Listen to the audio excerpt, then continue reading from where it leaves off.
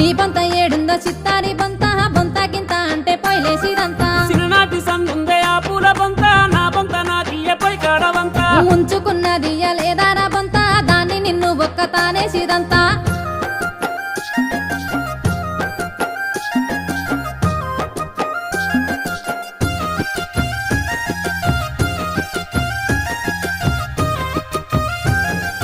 గిన్నెల నా గిన్నె ఆ కట్ల గిన్నె నా గిన్నె నాకియ్యే బుక్కేడు తింటా నీ గిన్నె ఏడుందో ఆ కట్ల గిన్నె గిన్నె బొన్నె అంటే కట్టిరుగదంతా మా నాయనమ్మ సందుందే ఆ కట్ల గిన్నె మురుసుకుంటా నాకిచ్చే ఆ గిన్నె దానెనక కుక్కోలే ఉరికినావు కదరా కక్కది నీ వచ్చి కథలు పడతావా